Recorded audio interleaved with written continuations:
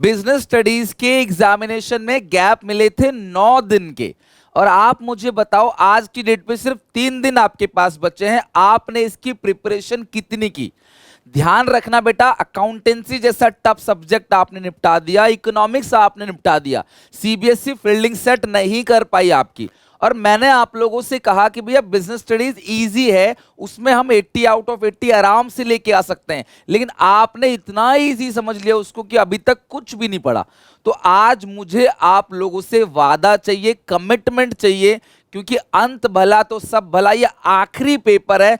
तन मन धन से आप और मैं मिलके मेहनत करेंगे ताकि इसमें 80 आउट ऑफ 80 लेके आए। ध्यान रखना, बीएसटी लगता बड़ा आसान है, देखने में आसान लगता है, छोटा सा 12 चैप्टर का सिलेबस है, आपको लगता है कर लेंगे एक दिन के अंदर, वीडियो देख लेंगे पूरे के पूरे 12 चैप्टर के हो जाएगा। बेटा ध्यान रखना, बोर्ड एग्जामिनेशन में आंसर लिखने में बहुत दिक्कत आएगी, और हमें सिर्फ बोर्ड नहीं निपटाना है, हमें ड्रीम कॉलेज में पहुंचना है, सीयूईटी क्रैक करके हिंदू, हंसराज, एसआरसीसी जैसे टॉप कॉलेज के अंदर हम लोगों को पहुंचना है।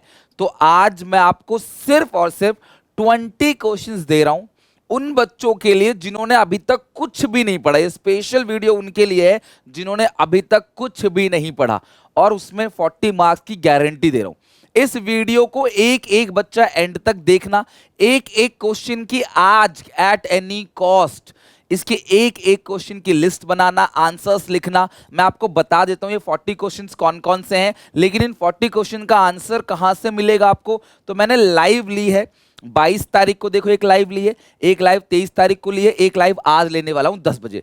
इन तीनों लाइव के अंदर से आपको सारे के सारे इंपॉर्टेंट क्वेश्चन मिल जाएंगे।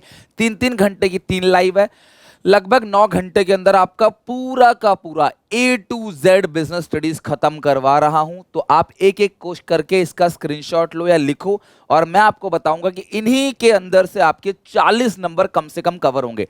तो तुम्हें करना क्या है, ध्यान से समझना, आपको 10-10 क्वेश्चन की लिस्ट बनानी है। आज आप 10 क्वेश्चन का ये लिस्ट बनाओ, इनके आंसर्स को अपनी कॉपी में नोट डाउन करो, मेरे नोट से, अपनी बुक से, एनसीईआरटी से, जहां स्कूल ट्यूशन में पढ़ा, जो भी पढ़ा आपने, ये 10 के 10 क्वेश्चन के आंसर कॉपी पे लिखो, और कोशिश करो कि कल रात 12 बजे से पहले ये 10 के 10 क्वेश्चन आपको याद हो।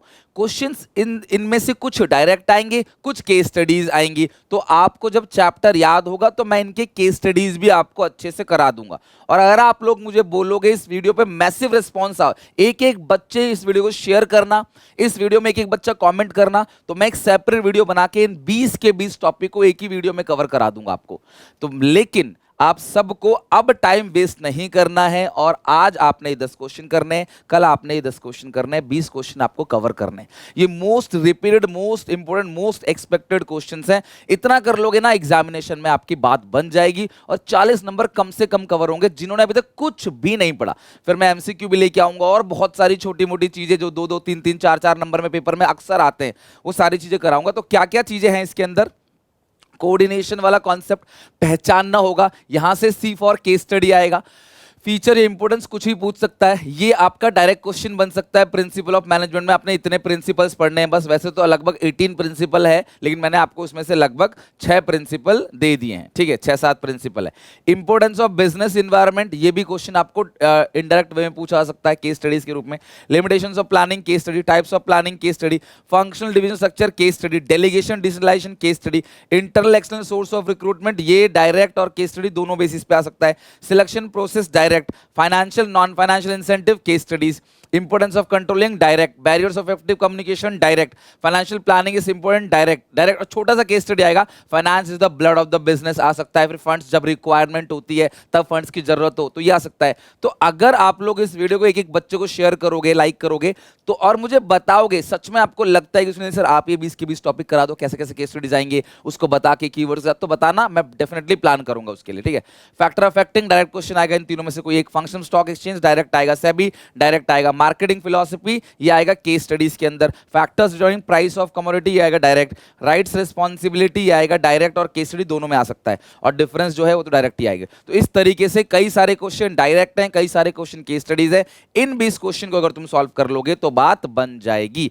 तो आज बैठ जाओ, शुरू के 10 क्वेश्चन आज बनाओ, अच्छे से लिखो, उनको सॉल्व करो, कल 10 क्वेश्चन बनाना। लेकिन एक भी बच्चा आज की जो लाइव क्लास है ना, सुबह 10 से लेकर दोपहर 1 बजे तक, उसको मिस मत करना, क्योंकि उस 3 घंटे के अंदर मैं तुम्हारी पूरी पार्ट बी यानी कि financial management, financial market, marketing, consumer production अच्छे से कराऊंगा। 30 नंबर का है।